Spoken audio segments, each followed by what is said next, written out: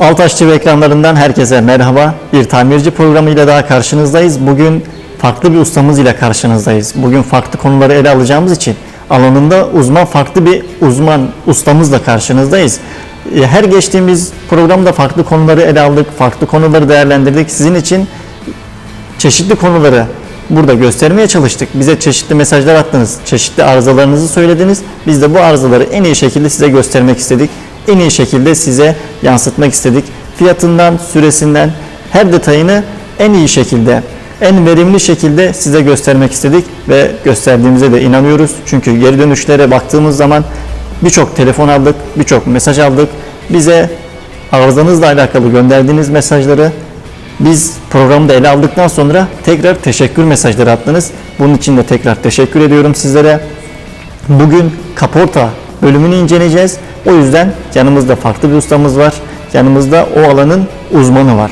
O alanın baş teknisyeni var. Şimdi konuğuma dönüyorum. Hüseyin Yılmaz, baş teknisyenimiz Hüseyin Yılmaz'la birlikteyiz. Kendisi bir baş teknisyen ve kaporta alanında uzman. Ve kendisine dönmek istiyorum. Öncelikle hoş geldiniz. Hoş bulduk. Teşekkür ederim. Siz de hoş geldiniz. Nasılsınız? Teşekkür ederim. Sizler nasılsınız? İyiyiz çok şükür. Bizler Hüseyin ustamız, bizler Ertuğrul ustamızla birlikte birçok konuları ele aldık. Birçok konuları değerlendirdik. Önemli konuları ele aldık. Ve şimdi izleyicilerimiz bize kaporta alanında da mesajlar gönderdiler. Kaporta alanında inceleyin. Onlarla alakalı çeşitli sıkıntılarımız oluyor. Merak ediyoruz. Biz de o yüzden size geldik. Sizinle program yapmak istedik. Öncelikle kendinizi tanıtır mısınız? Siz kimsiniz? Biz tanıyoruz ama izleyicilerimiz merak ediyorlar. Ne kadar bu sektörün içerisindesiniz? Adım Hüseyin Yılmaz. 45 yaşındayım. 25 yıldan beri bu sektördeyim. Evliyim. 2 çocuk babasıyım. Ve işimi de severek yapmaya devam ediyorum. Güzel bir mesleğim var diye düşünüyorum ve o yüzden mesleğimi sürdürmeye devam etmek istiyorum. Evet, biz diğer programlarda da Ertuğrul ustamızı aldık. Kendisinin de 15 yıla yakın bir geçmişi vardı. Hüseyin ustamın da 15 yıllık bir iş hayatı var. Gördüğünüz gibi programımızda konuk olan ustaların çok büyük tecrübeleri, çok büyük iş hayatı var. Yani bir konuyu ele aldığında en ince detayına kadar size gösterebiliyoruz. O yüzden ustalarımıza ben teşekkür ediyorum. Biz teşekkür ederiz böyle bir program yaptığınız için ve bizleri yalnız bırakmadığınız için biz teşekkür ederiz. Peki ustam, izleyicilerimiz bize dedi ki bugün kaporta bölümlerini inceleyin. Kaporta ile alakalı sorunları inceleyin. Biz bunları duymak istiyoruz. Bugün hangi sorunları ele alacağız? Sizden duyalım. Şimdi tabii ki tabiri caizse havalar ısınmaya başladı. Müşterilerimizden çok sık kapı ayarları, trim sesleri gelmeye başladı. Yani sorunları gelmeye başladı. Bunlar da müşterilerimiz çok şey şeklinde yani ne bileyim çok şikayetçiler. Ben şunu sormak istiyorum. Kışın değil de neden yazın bu tarz şikayetler geliyor? Şimdi kışın şöyle söyleyeyim. Kışın biliyorsunuz havalar yağışlı geçiyor. Nem oranı oluyor. O yüzden kapı fitilleri dediğimiz, kapıların kenarlarındaki fitiller dediğimiz sürekli nemli kaldığı için kapılar sürtünmeden dolayı ses yapmıyor. Ama yazın kuruduğu için o fitiller kuru kaldığı için ufak böyle kazisli yollarda, mehirli yerlerde kapılar başlıyor gıcır ses yapmaya. Kilitler, ondan sonra fitiller, bunların bakım spreyleri var, ayarları var. Kapı karşılıklarından ayarlıyoruz. Ondan sonra kilitleri yağlıyoruz. O fitillerin nemli kalması için ilaçlarımız var, özel ilaçlarımız. Onları kullanarak bu sesleri gidermeye çalışıyoruz. Ya biz sürücüler olarak araçtan gelen seslere çok gıcık yapıyoruz. En ufak bir seste acaba aracın neyi var, acaba araçta ne gibi sorunlar var? Bunları hemen kafamızda soru işareti oluyor. Servise de götürmeye çekiniyoruz biraz da. Bunu nasıl değerlendireceksiniz? Kesinlikle çekinmesinler. Biz her zaman buradayız. Elimizden geldiği kadar müşterilerimizi memnun edip göndermeye çalışıyoruz. Yani gelen müşterilerimizin çoğu da memnun olarak buradan gidiyorlar. Peki ustam, şunu soracağım. Trim sesleri dediniz. Evet. Bu kelimeye ben biraz yabancıyım. sürücüler de izleyicilerimiz de yabancı olabilir. Bunu biraz açabilir miyiz? Trim sesleri de kapı döşemelerinden gelen sesler. Kapı döşemeleri de şöyle. Onlar da tabii ki bildiğiniz tabire yaz, kış, onlar da tabii ki nem ve sıcağa maruz kaldığı için kapı döşemeleri kışın sertleşir, yazın yumuşar.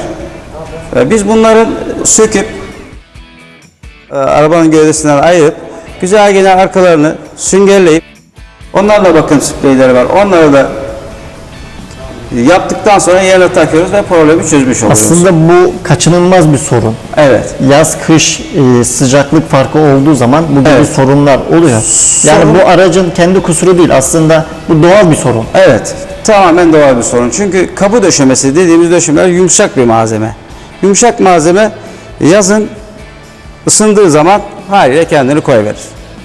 Kışın soğuktan yani bir balığı nasıl şoklarsınız dolapta şoklarsınız da kas katı olur. Onun gibi oluyor. Peki birçok acemi sürücü var. Acemi demeyelim de aracını tanımayan sürücü var. Evet, tanımayan diyelim, evet. Bunlardan birisi de benim. Ses geldiğinde nereden geldiğini anlamayan birisiyim. Evet. Ama bu programdan sonra hem Ertuğrul Ustam hem Hüseyin Ustam'la birlikte aracımı tanımaya başladım. Evet. Sürücülerimiz bunu kapıların, o dediğiniz yerlerin gevşediğini veya arıza verdiğini nasıl anlayacak? Nasıl bunu algılayacak? Şimdi şöyle söyleyeyim, zaten biz bunları yani bizim yanımıza geldiklerinde biz onlara söylüyoruz bunu. Bakınız diyoruz, kilitleriniz yağsız kalmış, fitilleriniz bakımsız kalmış. Bunları ayda bir veyahut da 2 ayda bir veyahut da bakımlarda, periyodik bakımlarında geldiğinizde bize söyleyin veyahut da danışman arkadaşlarımıza söyleyin. Biz gereken neyse yaparız. Yapıyoruz da zaten. Bu şekilde müşterilerimizi memnun etmeye çalışıyoruz. Çoğu müşterilerimiz zaten geldiğinde servisimize şikayetlerin hepsini hemen hemen söylüyor. Şurandan Ne ses diyor geliyor, mesela? burandan Geldi, ses geliyor. aracını getirdi. Araçla alakalı ne söylüyor da siz bu sorunun o olduğunu anlıyorsunuz? Şimdi şöyle, müşterilerimiz geldiğinde danışman arkadaşlarımız müşterilerimizi karşıladığında müşterilerimizin dedikleri kelime şu: arabamın altından ve kapılarından ses geliyor. Evet. Tabii ki ilk önce alt takımı yapılır, sesleri giderilir, en son kaportaya gelir. Ondan sonra biz de bir test sürüşü yaparız. Kapı mı, trim mi? Kapı ayarı ise kapı ayarı yaparız. Trim sesleri yani kapı döşemeleri ise kapı döşemeleri sökeriz, onların sesini gideririz. Peki araç geldi, sorununu anladınız, aracı servise bıraktı sürücü. Siz araca sorununu gidermek için girişimlere başladınız. Hangi Evet. evrelerden geçecektir? İlk önce hangi evre? İlk önce kapı ayarlarından başlarız. Evet. Kapı ayarları, fitillerin bakımları. Fitilleri yırtıksa müşteriye belirtiriz. Bunların değişmesi gerekenleri söyleriz.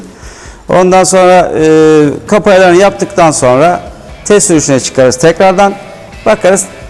Trim sesleri varsa kapı döşemelerini sökeriz. Onları da gideriz. Tekrar test sürüşüne çıktıktan sonra ses kesildiyse müşterimiz arabasını güzelce yıkar, temizler, teslim ederiz.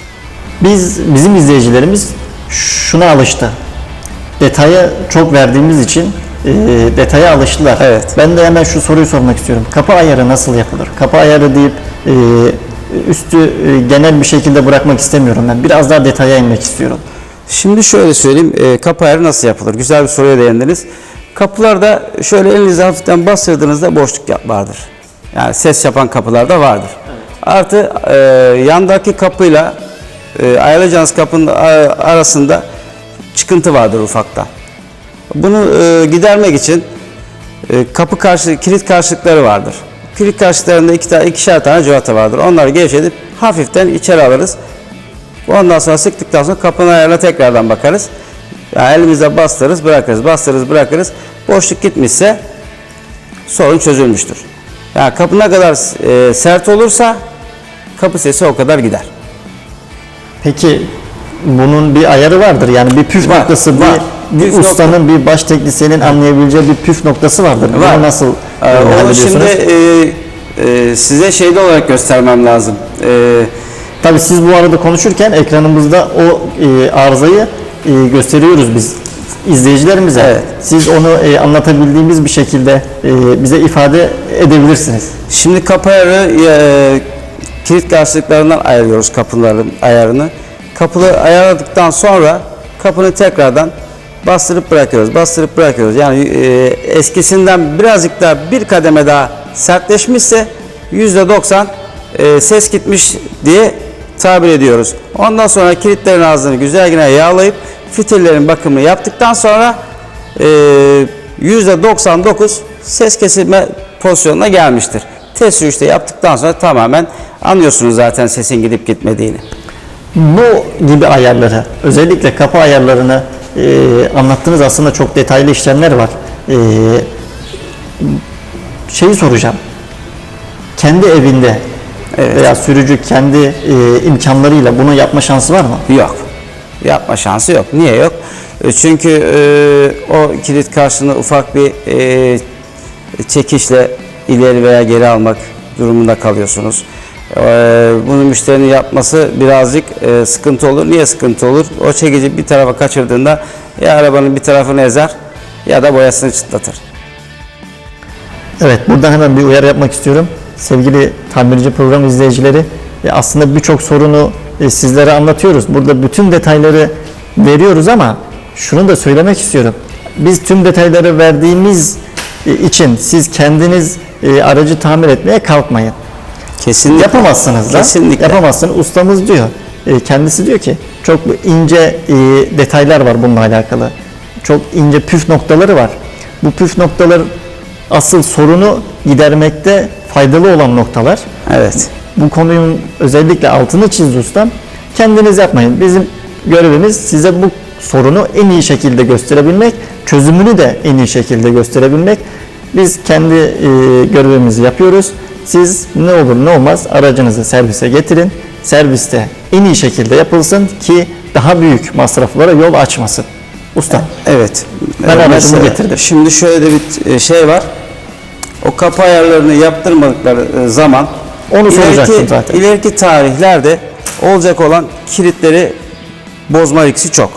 Kilitleri bozulur. Ve bugün nereye giderseniz gidin hepsinin maliyetleri çok yüksek. Çünkü biliyorsunuz Türkiye'nin ekonomi şartları birazcık yükselmeye başladığı için bütün parçaların maliyetleri de yükseliyor bunun yanı sıra. Şimdi şunu soracağım. Hemen kapı kilidi dediniz. Kapı ayarı, kapı kilidi. Ben hemen şu geldi aklıma. Güvenlikle alakalı bir problem yaşayabilir mi? Kapı kilidi ayarını yapılmazsa. Tabii ki çok güzel bir soruya değindiniz. Kapı ayarlarını zamanında ve kapılardan ses geldiğinde gidip servise yaptırmazlarsa ilerideki olacak olan araçlarıyla böyle virajlı yollarda, stabilize yollarda kapının açılma riski çok. Allah göstermesin, yani içerisinde sürücü veyahut da yolcu bile düşebilir arabadan. Ya ben aslında her program bundan bahsediyorum. En ufak bir seste aracımızı servise götürün. Evet. Çünkü bizim canımızdan önemli değil. Evet. Yani çok yüksek meblağlarda da çıkabilir, çok düşük meblağlarda da çıkabilir. Tabii ki. Yani buradaki amaç sesin büyüklüğü veya sesin az gelmesi veya aracın yürüyen aksamını etkilemesi değil. Ses geliyorsa servise götürelim. Yani şu uyarıyı ben çok yapıyorum. Sizden de bu uyarıyı yapmanızı istiyorum. Araçlarına çok güvenmesinler. Benim aracım çok lüks, benim aracım çok iyi demesinler. Kesinlikle. Kesinlikle hiçbir Siz 15 şekilde yıldır bu işin içindesiniz. evet, kesinlikle güvenmesinler. Çünkü kapı ayarlarıyla alakalı muhakkak servise girdiklerinde kontrollerini yaptırsınlar. Tamam, şimdi bununla alakalı birçok detayı konuştuk. Bizim izleyicilerimiz şunu da duymayı seviyor. Aracım benim ne kadar kalacak tamirde? Bu ayarları ne kadar sürede halledebileceğiz? Şimdi şöyle söyleyeyim. Kapı ayarlarıyla alakalı 15 dakika ile yarım saat arasında. Çok kısa. Evet, çok kısa. Ve güzel bir şekilde ayar yapıldığında hiçbir sıkıntısı olmaz. Trim sesiyle alakalı işlem olduğunda onlar biraz uzun sürüyor. Yarım gün icabında bir güne yakın sürüyor. Çünkü o döşemeleri sökmek, güzel sökmek, kırmadan sökmek birazcık ustalık ister. Trim seslerine değinmedik. Trim sesleriyle alakalı detayları vermedik. Bu trim seslerini izleyicilerimiz merak ediyor. Benim de ilgimi çekti. Döşemeler dediniz. Biz döşemeleri severiz. Araç döşemeleri, iç döşemeleri bizim sürücüler olarak ilgimizi çeker. Tabii ki. Tamire getirdiğimizde başında dururuz. Acaba nasıl sökülüyor, nasıl takılıyor? Aynen. Bize bununla alakalı detay verir misiniz? Tabii ki vereyim. Trim kapı döşemeleri belirli başlı yerlerinde vidaları vardır ve geçmeleri vardır. Bunların da ona göre takımları vardır. Onlarla beraber yavaş yavaş el becerisiyle birlikte yavaş yavaş incitmeden, fazla dağıtmadan yani çektirmeden yavaş yavaş sökülmesi gerekiyor. Abi, ne diyeyim şimdi şöyle kimi insan vardır işe yeni başlamıştır ya bu nedir falan filan patır çeker kırar. Ve bunlar da maliyetli bir şeyler. Yani çok maliyetli kapı döşemeleri. Kilitler olsun, kapı döşemeleri olsun maliyetli. Maliyeti yüksek olan malzemeler.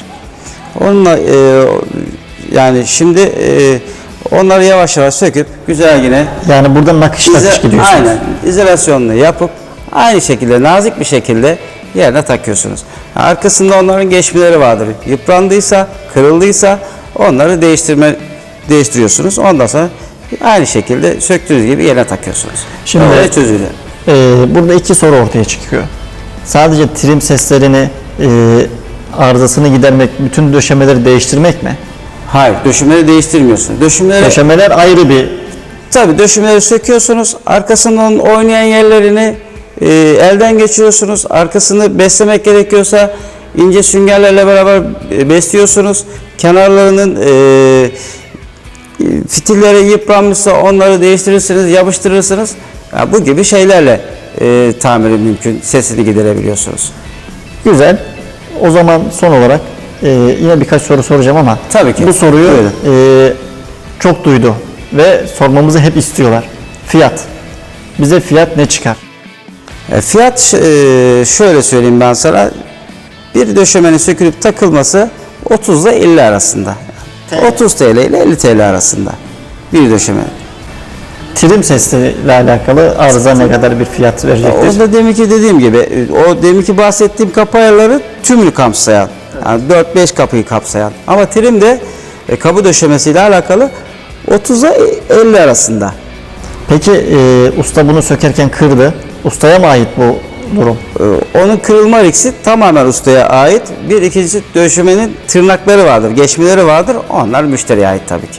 Peki onun fiyatı ne çıkacaktır? Yani döşemesi kötü, çıkarırken Şimdi o aracın kırılma ihtimali yok yani. Kırılacak mı çıkarırken? Aynen. %90 kırılıyor zaten. O da şöyle söyleyeyim ben, aracına göre değişiyor fiyatları. Kimininki 2 lira, 5 lira, 10 lira o civarlarda. Yani, tanesi, tane başı. Tane. Aynen. Bir kapının döşemesinde 5 ile 7 tane arasında geçme vardır. Yani ortalama kırılacak diye bir kaydası yok. Bizi izleyenler ortalama bir fiyat duymak istiyorlar. Yani şunu söyleyebilir miyiz? Bir trim sesi şu fiyatla şu fiyat arasında değişen fiyatlarla tamir ederiz. Şimdi şöyle söyleyeyim, şu anda bir döşemenin sökülüp takılması, geçmesiyle beraber 80 lira civarını bulur. 80 lirayı bulur. 80 TL civarını bulur. Geçmesiyle beraber. İşçiliği, ustalığı ve geçmesi. Peki ustam, trim seslerini konuştuk. Bir döşeme. Yine Evet. ekleyecek bazı şeyler ve söyleyecek şeyleriniz varsa konuşabiliriz. Tabii ki. Bununla alakalı verebileceğiniz başka detaylarınız var mı? Yani izleyicilerimiz şunu da duysun, iyi olur dediğimiz bir şey. Şimdi sürücülerimize şunu söylemek istiyorum. Her bakımda veyahut da kapılarında, koltuklarında, tavan döşemelerinde ses geldiği an servise gitmelerini tavsiye ediyorum. Niye ediyorum? Çünkü kapılar yolcunun can güvenliği, sürücünün can güvenliği ve kendinizi daha güvenli, daha güzel sürüş modunda araç kullanmanızı gerektirecek bir şey yani. Trim sesleri. Peki ustam, programımızın sonuna geldik. Verdiğiniz o güzel bilgiler için teşekkür ediyoruz. Ben teşekkür ederim. Soracağınız veyahut da anlatabileceğimiz, tüm detayları verdik aslında. Aynen. Peki sevgili tamirci programı izleyicileri, bir programımızın daha sonuna geldik. Bu programda trim seslerini kapı seslerini Evet. konuştuk. Ustamızla birlikte kapı seslerinin öneminden bahsetti. Kapı ayarlarının öneminden bahsetti. Güvenlikle alakalı bir durumun altını çizdi. Bu seslere siz kulak asarsanız eğer, bu seslerin karşılığında tamire götürmezseniz sürüş halinde kapılarınız açılabilir.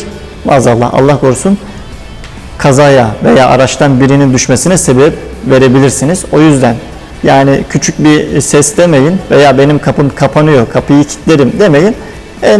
Söyledi ustam zaten fiyatlarını, çok düşük fiyatlarla bunu halledebiliyoruz. Bir başka programda daha farklı konuları ele alacağız. Yine Hüseyin ustamla birlikte veya alanında uzman başka bir ustamla birlikte size en iyi bilgileri, arızaların en iyi çözümlerini vermek için karşınızda olacağız. Şunun altını çizmek istiyorum. Trafik kurallarına uyalım. Trafik kurallarına göre hareket edelim. Trafik kurallarına uyarsak sevdiklerimize daha güvenli bir şekilde, daha sağlıklı bir şekilde ulaşabiliriz. Bir sonraki programda görüşmek üzere. Kendinize ve aracınıza iyi bakın.